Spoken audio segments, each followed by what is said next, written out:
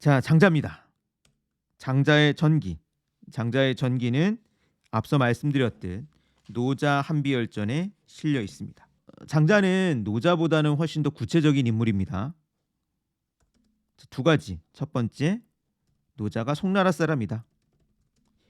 저자는 이렇게 이야기하는데 왜 이 부분이 중요하냐면 어떤 사람들은 초나라 사람이라는 주장이 있기도 해서 그렇습니다. 그냥 요거는 그냥 참고하세요. 그리고 맹자와 동시대였다.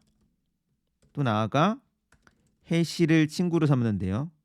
해씨는 명가, 뒤에도 보겠지만 논리학파의 영향이나 관련이 있다라고 봅니다. 오늘날 장자는 33편으로 구성되어 있습니다. 그랬을 때 내편 7편, 외편 15편, 좌편 11편 이렇게 세 부분으로 나뉘는데 기본적으로는 두 가지 접근법이 있습니다. 1번, 장자를 통으로 보는 관점이 있습니다. 장자 텍스트 33편을 전체로 보아야 된다라는 관점이 있고요. 2번, 장자 내편과 외자편과 차이에 주목하는 관점이 있습니다. 저자는 후자의 관점을 가지고 있죠. 내편과 외자편은 다르고, 그리고 이 다른 부분은 내편이 특히 장자 본래 사상에 가깝다. 그리고 외자편은 후학, 즉 장자 이후에 저 먼 후예들이 더해 놓은 것이다. 그래서 구분해야 된다. 저도 좀 구분해야 된다라고 보는 관점입니다. 자, 그러면 내편에선 무슨 얘기를 하고 있고 외자편에선 무슨 얘기를 하고 있느냐? 내편 첫 번째, 만물 제동, 만물이 모두 같다. 혹은 만물을 모두 같게 여겨야 한다. 두 가지는 조금은 의미상 다르죠. 만물이 모두 같다라고 하는 건 존재적으로 같다고 한다면 만물을 같게 보아야 한다는 것은 인식론적 관점이죠. 저자는 약간의 후자의 관점에서 이야기를 합니다. 어떤 차별 없이 대해야 한다라는 이야기인 거죠. 그렇게 차별 없이 대해야 되는 이유는 어떠한 우리가 가치 판단에서 무엇과 무엇을 나누지만 그 나눔이라고 하는 것은 늘 상대적이기 때문이란 이야기입니다.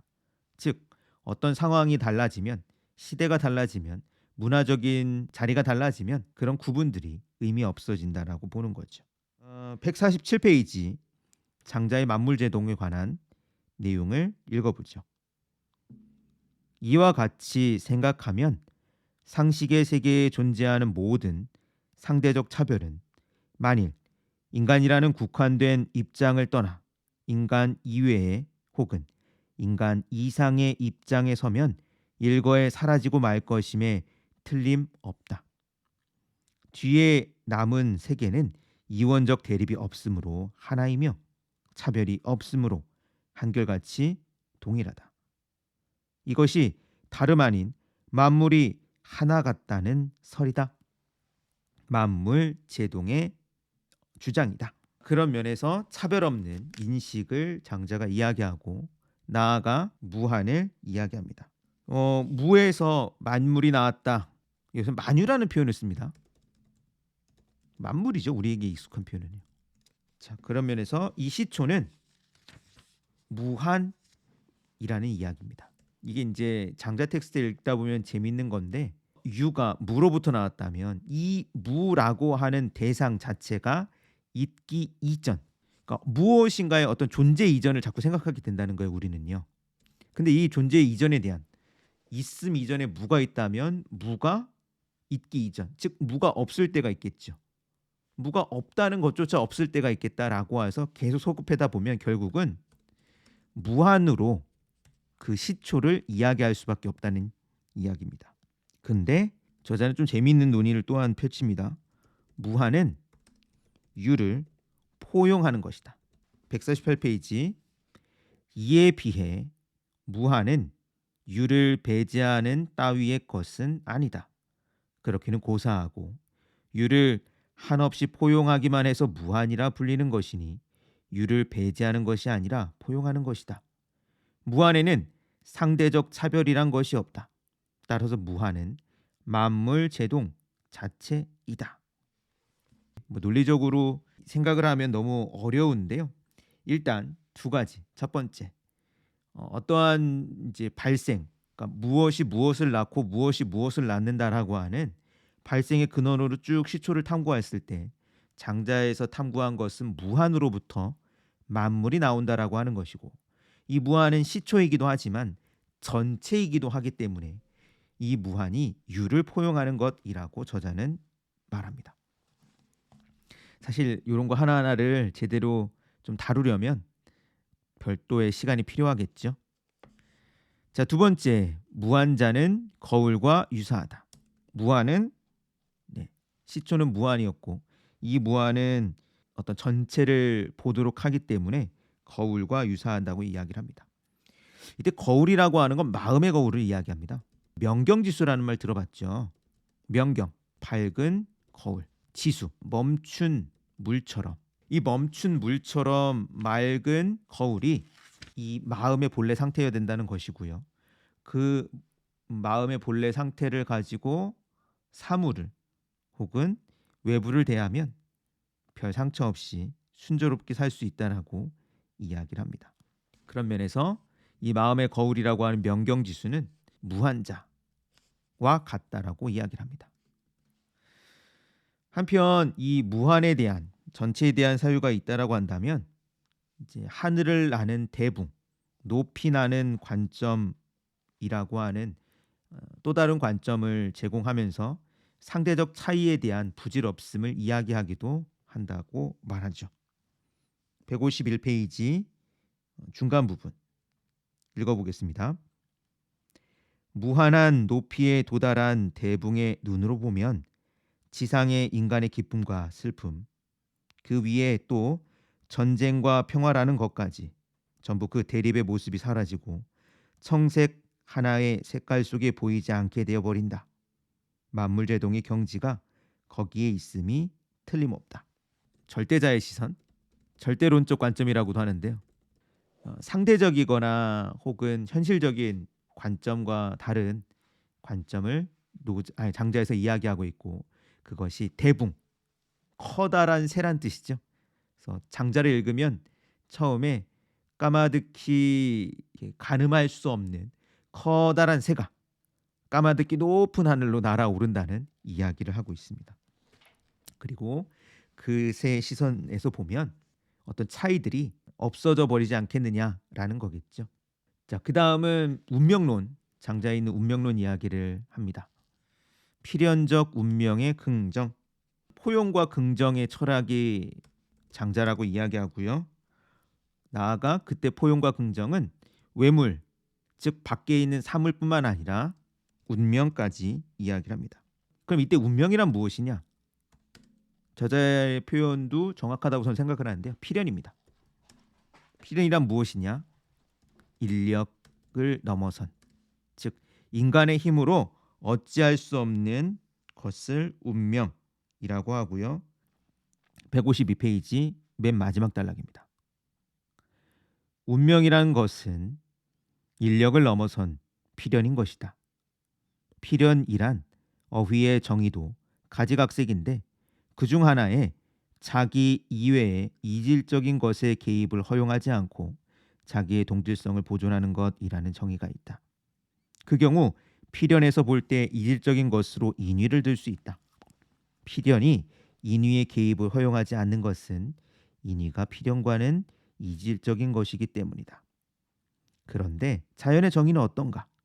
자연은 타연의 반대말이므로 타자의 도움을 빌리지 않고 그 자신의 내재하는 작용에 의해 그렇게 되는 것일 터이다. 자연의 입장에서 타자라는 것은 인위와 다름없으므로 자연은 인위를 타자로서 배제한다. 무한의 긍정이 나아가 운명에 대한 긍정이기도 하고요. 그것은 필연을 수용하는 것이기도 하고요. 그것은 자연에 맡기는 것이기도 하다는 뜻입니다. 자, 나아가 생사, 삶과 죽음이라는 것도 하나로 보는 관점이 있다라고 말합니다. 근데 여기는 조금 더 이제 차이가 있는데요.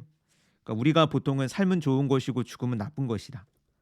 선악에 대한 판단에서 이 생사를 같이 보는 관점을 이해할 수 있고, 나아가 장자 일부분에서는 죽음에 대한 찬미, 그러니까 생사를 같이 본다는 것과 죽음에 대해서 좋다고 이야기하는 건 좀 다르잖아요. 근데 거기까지도 발전이 됩니다. 뭐 죽음의 철학자라고 하는, 그래서 별명이 나중에도 붙죠. 상대주의적 관점을 지금 저자는 되게 강조하고 있어요.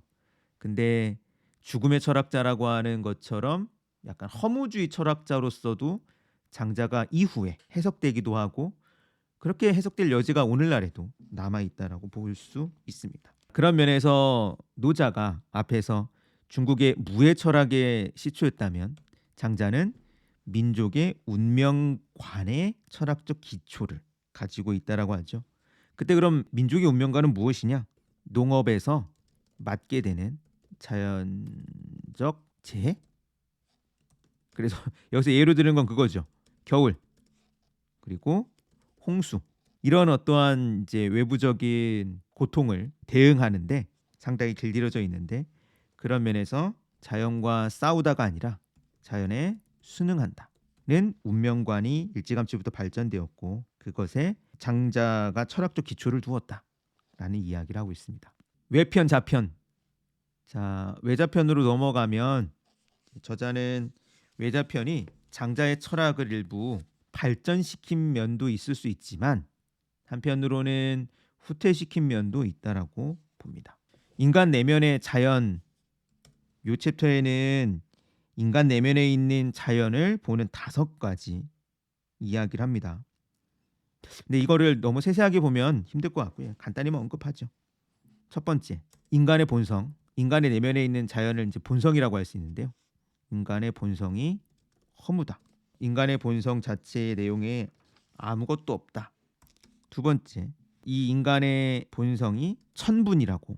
천분은 하늘이 내려준 능력이기도 하고 계층이기도 합니다. 책에도 얘기하지만 타고난 상태로 만족하면 된다는 그러한 걸 이야기합니다. 타고난 본성, 즉 자신의 능력대로 만족하면 된다라고 보는 관점인데요.